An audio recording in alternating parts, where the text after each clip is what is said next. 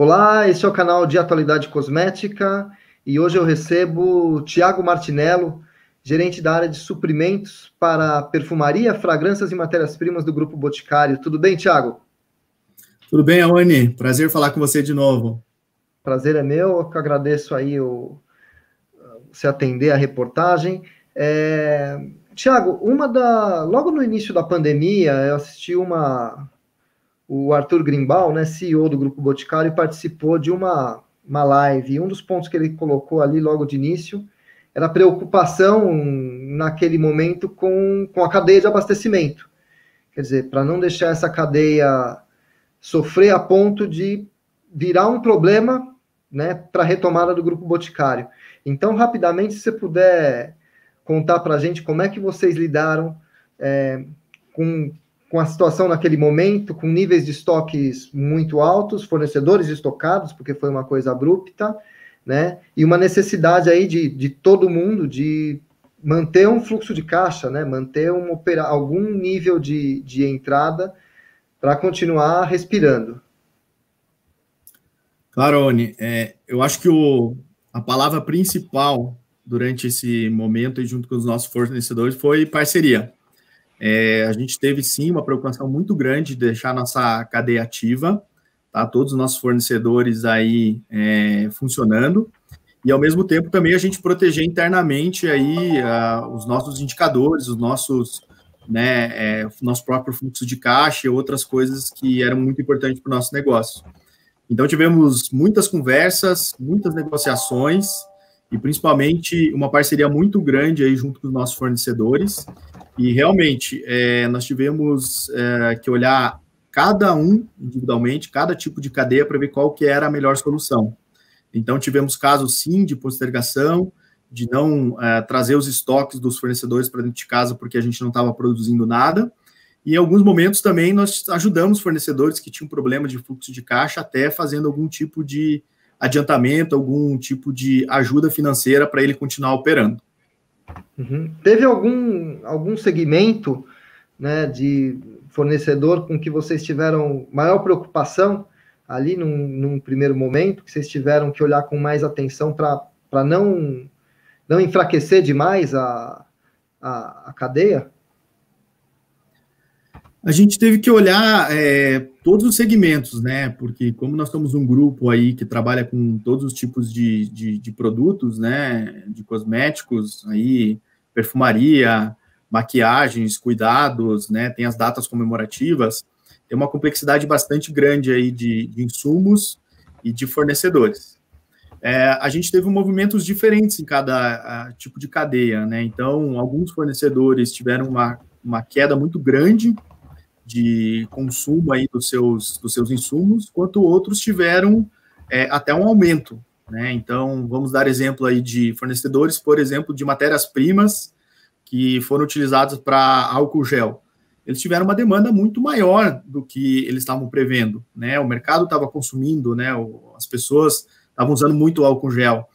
Então, os problemas que a gente teve com esse tipo de fornecedor foi de falta de insumos. Então, tivemos que correr para resolver esse tipo de situação, tá? Às vezes introduzindo novos materiais, fazendo novos tipos de formulação para atender essa demanda, enquanto, por outro lado, outros tipos de produtos tiveram uma queda muito grande, né? Tanto pelos próprios canais nossos, né? Loja que passaram fechados por um tempo, quanto pelo próprio tipo de produto, que naquele momento as pessoas não estavam procurando tanto.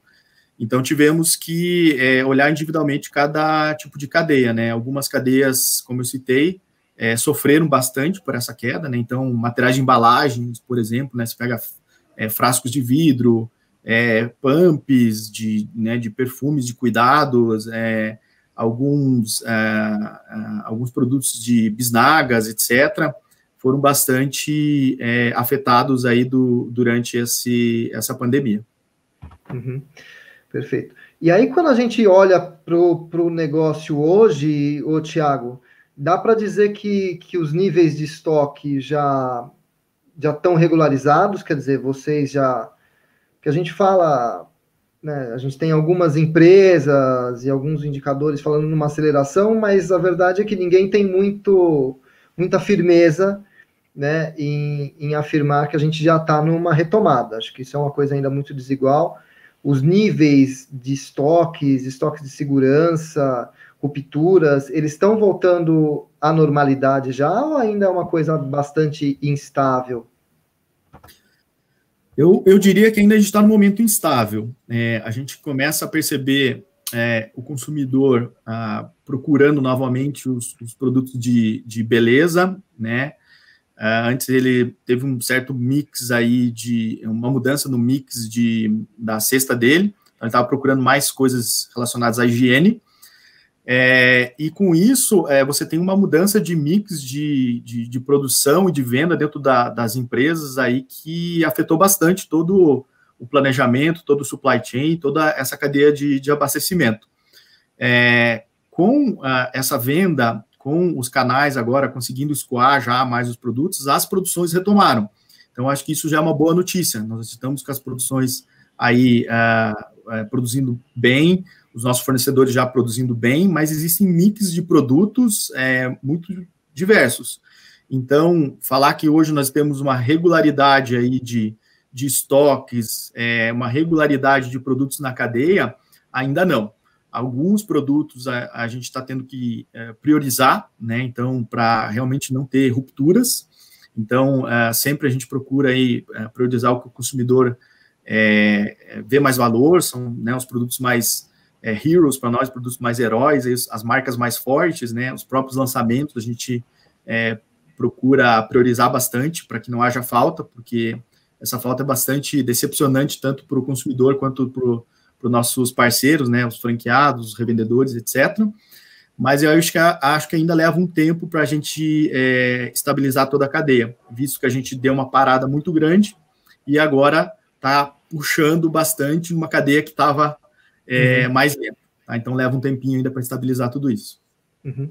Thiago, como você falou, o mercado, de uma forma geral, e as marcas do Grupo Boticário também, não deixaram de lançar, e a gente vê um movimento de aceleração dos lançamentos em diferentes categorias, seja para as datas, né? A gente, durante a pandemia, aí, a gente teve mães, namorados e Dia dos Pais, e eu imagino que para vocês, que sempre trabalharam com muita antecedência e tinham lá números historicamente bastante assertivos, né, de produção inicial para lançamento, imagino que ter que executar um lançamento nesse contexto onde você não sabe se a loja vai estar aberta, vai estar fechada, se as pessoas vão ou não vão, se o consumidor inseguro, quer dizer, como é que vocês foram ou estão readequando aí as previsões para os lançamentos e como é que vocês têm compartilhado isso com a cadeia de abastecimento de vocês?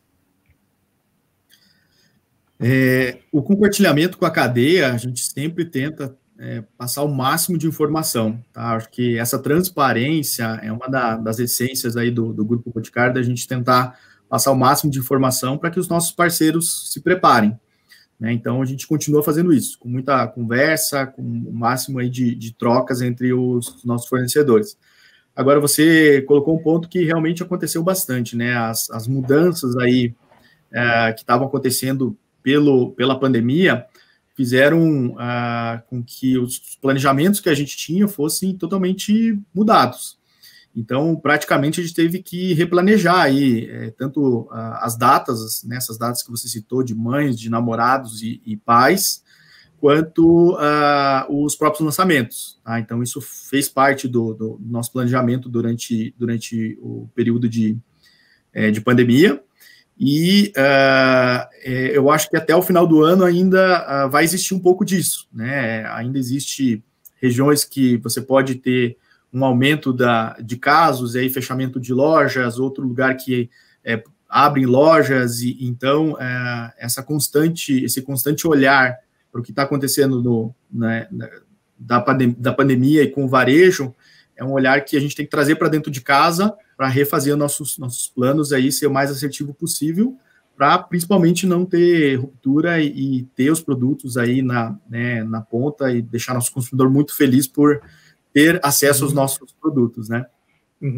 Tiago, a gente vinha já de uma situação econômica difícil que fez com que, acho que todas as principais marcas do mercado, e acho que as marcas do grupo, né, acho que não são diferentes, não fazem diferente, a gente vinha com um mercado muito promocionado já, de alguns anos, né? E com a pandemia, a gente viu essa ação promocional ainda mais forte e muito centrada no digital, que era o canal onde todo mundo teve que navegar. A gente soma isso, então, um promocionamento que já existia, com uma necessidade de promocionamento adicional, com um câmbio que explodiu, né? Real super desvalorizado em relação a euro, a dólar. Obviamente, isso tudo impacta na cadeia de abastecimento, que é o que vai formar aí boa parte do custo do produto final. Como é que vocês lidaram com essa situação? Como é que vocês estão lidando com essa situação? Eu acho que o seu ponto é bem relevante, Awane. Realmente, assim, as marcas tiveram que procurar novos canais, se reinventar, às vezes até promocionar. E aí, com o aumento do dólar e esses novos canais, realmente, eu acho que todas as empresas sofreram com perda de rentabilidade. Nesse contexto, nós da área de suprimentos, né, tivemos um papel aí bastante relevante, foi de tentar mitigar isso, né? Então, nós fizemos um planejamento muito robusto, com uma forma bastante diferente de mitigação, tá? E, novamente, com toda a nossa parceria aí, tanto interna, com as áreas aí de P&D, de marketing, de supply, para conseguir boas ideias que a gente conseguisse executar e mitigar parte desses problemas, e com a nossa cadeia, tá? Então, nossa cadeia de fornecedores, né, nossos grandes parceiros, de quais são as ideias, quais são as ações que a gente poderia fazer para mitigar. Então, teve muito trabalho, muitas formas diferentes de fazer as coisas, e sempre pensando nesse ganha-ganha, tá? Como que a gente poderia, de alguma forma, mitigar todos esses impactos, mas que lá na frente, quando a gente voltasse forte, a gente também pudesse colher os frutos em conjunto. Tá? Então, fizemos isso, já conseguimos mitigar uma boa parte, mas eu acho que ainda a gente está no processo. Tá? O dólar ainda continua um pouco alto, a gente ainda tem trabalho para fazer. Isso passa pela revisão do portfólio de fornecedores, é uma linha é um racional de padrão de suprimentos, digamos assim, né? Eu vou fortalecer alguns fornecedores estratégicos, vou colocar mais projetos neles, mais projetos estratégicos, vou aumentar o volume, com isso vou reduzir custo. É algo nessa linha ou vocês foram para caminhos diferentes? Eu diria, Wani, que essa é a linha normal, é o racional normal que existe, né? Então, quando você aumenta volume, concentra volume, você reduz preço. Nós justamente tentamos quebrar um pouco dessa lógica, tá, Wani? Então, tentando, por exemplo, segmentar as cadeias. Então, olhar que tipo de cadeia eu tenho para cada tipo de material. Então, essa é uma lógica diferente. Tem horas que os pequenos volumes podem te ajudar. Tem horas que os grandes volumes, com certeza, te ajudam, né? Então, mas você precisa ter um olhar da ponta. Então, um olhar do consumidor. Então, que tipo, por exemplo, de atributos, que tipo de produto é o produto certo para cada um desses nossos consumidores. Então, aí tem um trabalho muito grande junto com os times de portfólio, né, de marketing e P&D. E principalmente, você tentar escutar dos próprios parceiros, quais são as oportunidades que existem aí na cadeia, para você ganhar em logística, para você ganhar em produção, para você ganhar em outros aspectos, e com isso, assim, mitigar um pouco desses impactos que a gente citou anteriormente. Uhum. Quando você fala dos atributos, eu imagino que seja um grande desafio você equilibrar custo, a execução do conceito, né, passar o conceito da forma como ele foi pensado, isso, né, em categorias, por exemplo, como perfumaria, isso passa muito pelos detalhes, né, detalhes que talvez o consumidor não perceba, mas que eles acabam cumprindo um papel lá, uma pintura diferente, uma decoração diferente, é isso que, de alguma forma, vocês tiveram que mexer? Como é que se equilibra essa questão dos atributos, né? Em categorias onde esses detalhes, ao menos supostamente, fazem a diferença, né? E eu digo supostamente porque, de novo, talvez a gente acha que faz, mas o consumidor mesmo não enxerga aquilo como um diferencial, e aí aquilo talvez passe a ser só custo. Nós tivemos um processo bastante robusto, Alane, alguns anos atrás, que a gente rodou um processo chamado Design to Value, onde a gente viu quais são os atributos de cada produto que são os mais relevantes para cada tipo de consumidor. Tá? Então, você tendo isso, você sabe exatamente onde que você tem que investir o seu dinheiro, né, investir o dinheiro da empresa para colocar nos atributos corretos. Então, como você falou, às vezes você vai pegar um frasco de perfumaria, é muito importante que você tenha um frasco com um design único, com uma decoração super bonita, né, às vezes com uma tampa chamativa, mas você consegue fazer isso de diversas formas. Algumas formas são mais caras, outras formas não são tão caras. Mas para o consumidor, às vezes o que importa é o desenho final, é o contexto final do frasco com a tampa. Então, você consegue fazer produtos muito bons usando as ferramentas certas, né? E com isso, aí você consegue ter uma redução de custo.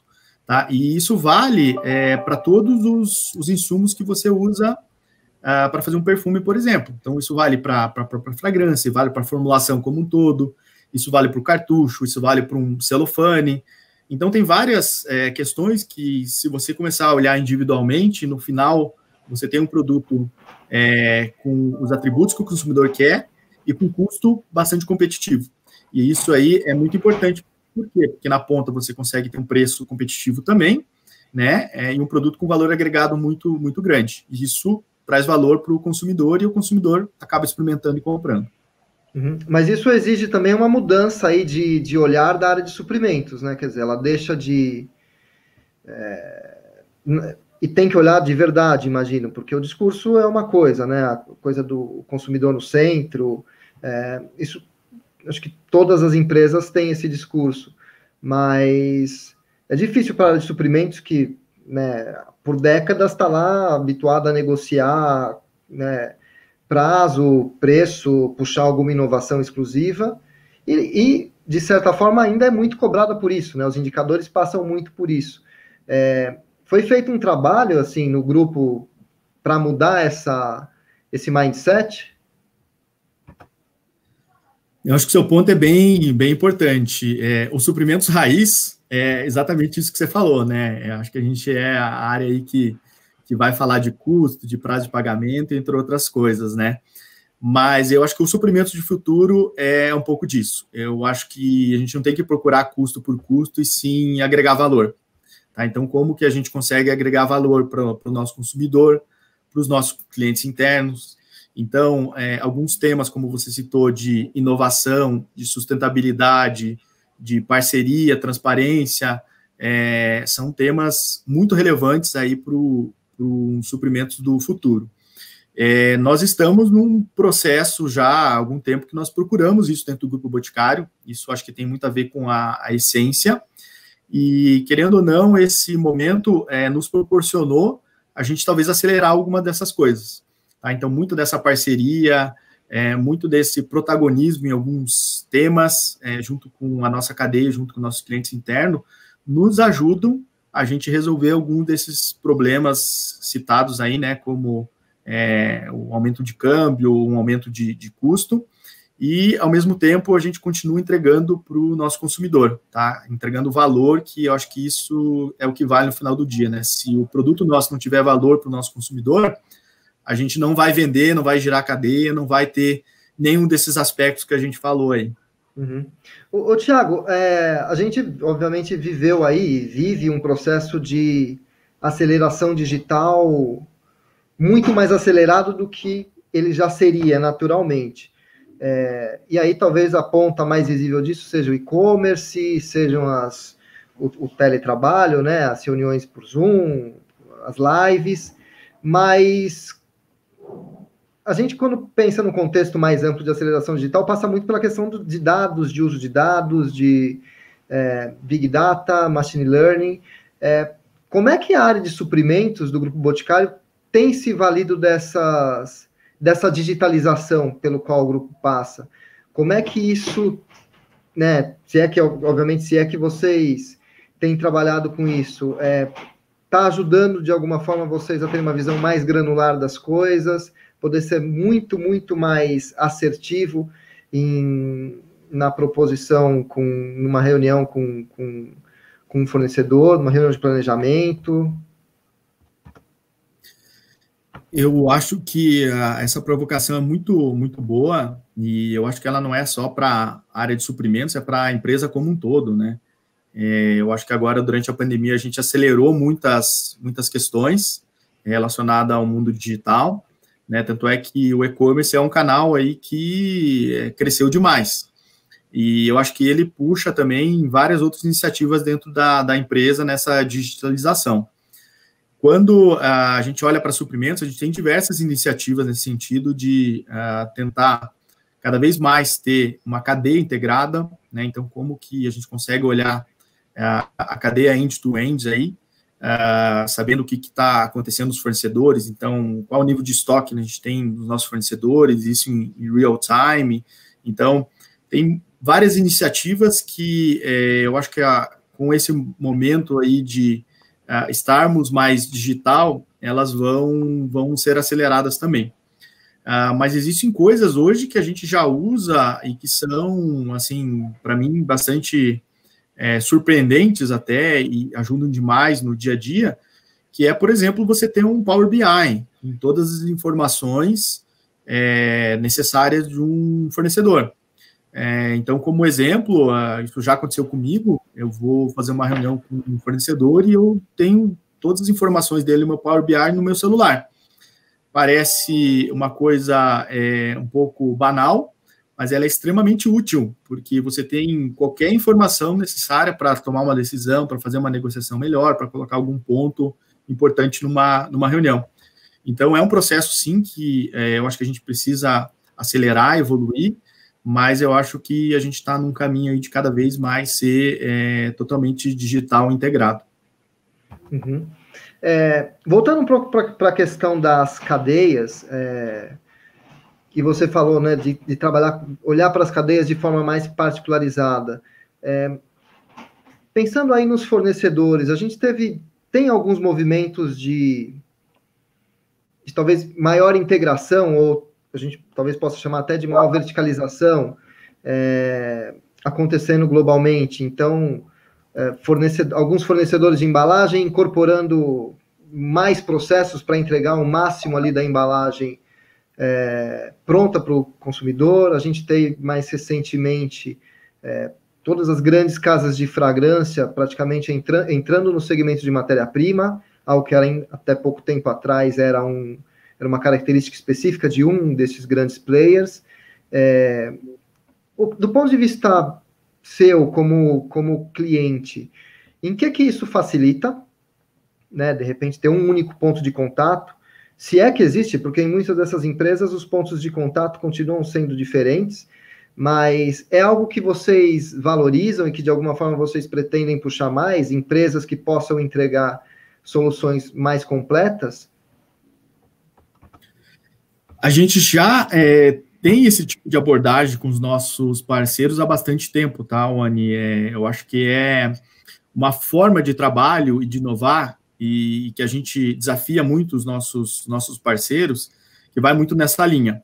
A gente sabe desses movimentos de mercado aí, tanto das casas de fragrância, de trazerem, né, matérias-primas ativos para dentro do seu portfólio, quanto de alguns players de embalagem, deles estarem fazendo compras, né, fazendo fusões, e isso ajuda no portfólio deles como um todo. Nós, como uma das práticas de inovação que a gente desafia os nossos parceiros.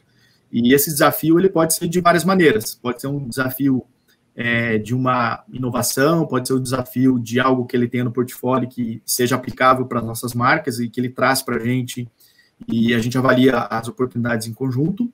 ou desafios até de eles construírem um produto para nós de uma forma integrada.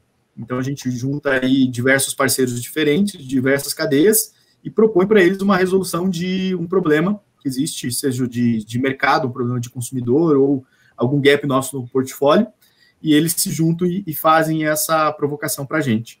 Então, isso faz parte da cultura do Grupo Boticário. Nós somos uma empresa aí que temos no DNA bastante inovação, e nós primamos muito por ter esses momentos de inovação. Então, temos calendários de inovação com nossos fornecedores, temos formas de inovar diferente, e com isso, sim, essas integrações que eles estão fazendo trazem para a gente propostas mais robustas e mais assertivas, sim. Uhum. E é uma questão de ganho de velocidade, né, de um go-to-market mais rápido, ou não? É simplesmente para ter uma visão diferente que talvez vocês dentro do grupo não conseguissem ter? Acho que as duas coisas, Wani. A gente, quando faz esse tipo de desafio para eles, a gente tem, sim, inovações e um ponto de vista diferente, às vezes, do nosso, que isso é bem relevante, mas, ao mesmo tempo, quando esses projetos são aprovados, eles entram tão redondo dentro do nosso processo, porque a gente já fez a primeira parte, que às vezes é uma parte criativa mais difícil, que a gente consegue reduzir o time to market, sim. Uhum. Perfeito. Tiago, um penúltimo ponto que eu queria abordar com você, que diz respeito à sustentabilidade, e mais especificamente em relação à rastreabilidade de ingredientes, né, que é algo que vem sendo cada vez mais falado, cada vez mais demandado, né, por órgãos da sociedade civil, pela população, né, mas é um trabalho muito difícil, né, não é você ter um item ali e falar que é natural, ou falar que o produto é vegano, o buraco é bem mais embaixo. E eu queria entender como é que vocês têm lidado com isso. Vocês acabaram de lançar a primeira linha, né, orgânica certificada de vocês, dentro da plataforma Native Spa.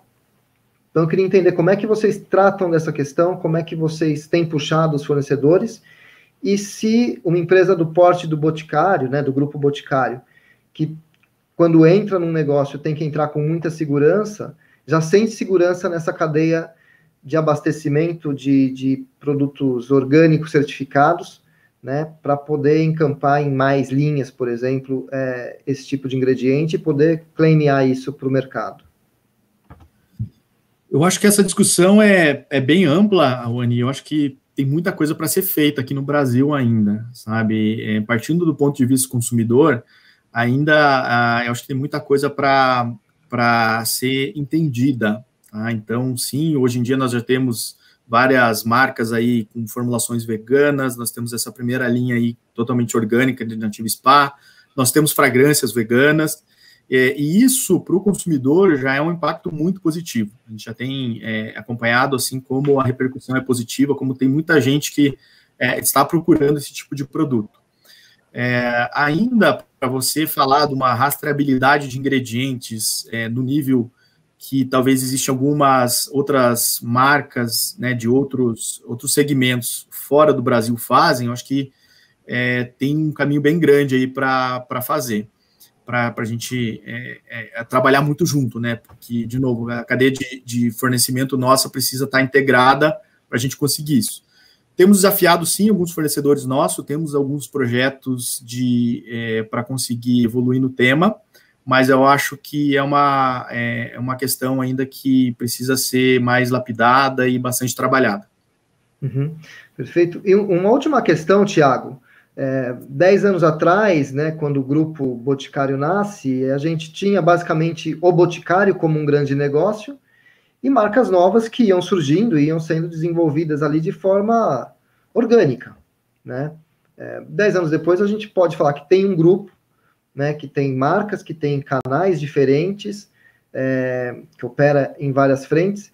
E eu queria entender, do ponto de vista da sua área de suprimentos, como é que vocês evoluíram e como é que vocês se organizam hoje para, de um lado, manter a identidade de cada marca, do portfólio de cada marca, e, ao mesmo tempo, conseguir ganhar escala, né, ganhar força e musculatura até para alavancar essas marcas mais novas? Quer dizer, vocês pensam, por exemplo, o portfólio de embalagens de uma forma que você possa usar um mesmo frasco, né, um mesmo molde em diferentes marcas? Ou isso não é algo que cabe dentro da estratégia de cada marca? Eu queria entender como é que vocês, em suprimentos, lidam com essa política. Eu acho que o grande desafio aqui, Oane, é a gente atender todas as marcas conforme seus posicionamentos. Para mim, aqui o segredo é a segmentação, de você ter uma cadeia preparada para cada tipo de marca, para cada tipo de atributo que essas marcas querem, conforme seu consumidor e seu posicionamento estratégico. Como você falou, 10 anos atrás, nós éramos um canal, uma marca, tinha um centro de distribuição, uma fábrica. Hoje em dia, nós temos uma complexidade enorme, várias marcas, vários canais, vários centros de distribuição, várias fábricas, e então a gente precisa ter uma estratégia muito bem desenhada para atender tudo isso. Internamente, sim, a gente tenta ao máximo compartilhar coisas que sejam possíveis, sem afetar nenhum tipo de atributo das marcas, e tentamos, claro, usar a força do grupo, né? Então, uma vez que a gente está dentro do Grupo Boticário, que é uma empresa bastante consolidada, bastante grande, isso também nos ajuda aí, às vezes, a começar com as pequenas marcas, né? Quando uma nova marca inicia com volumes menores, eu acho que a força do grupo nos ajuda também a conseguir alavancar os primeiros passos aí de cada uma dessas marcas. E aí vocês se organizam por marcas e não por categoria? Ou existem as duas segmentações correndo em paralelo? Existem as duas coisas. Eu diria que é por unidade de negócio. Dentro das unidades de negócio tem as suas marcas e aí tem as suas categorias. Tá? Até dentro de operações a gente é bastante dividido por categoria. Tá? A gente olha muito na vertical essas categorias até para ser mais rápido, para ter tomadas de decisões bastante assertivas, né, e dar autonomia para os times. Então, você tem a vertical de perfumaria, você tem uma vertical de cuidados, uma vertical de make, uma vertical de datas, e aí os times trabalhando ali para ser o mais rápido e assertivo possível dentro de cada uma dessas verticais. Uhum. Perfeito. Eu conversei com o Thiago Martinello, gerente de suprimentos para as áreas de perfumaria, matérias-primas e fragrâncias do Grupo Boticário. Thiago, muito obrigado. Eu que agradeço, foi um prazer, Rony. Até a próxima, viu? Abraço. Até, abraço.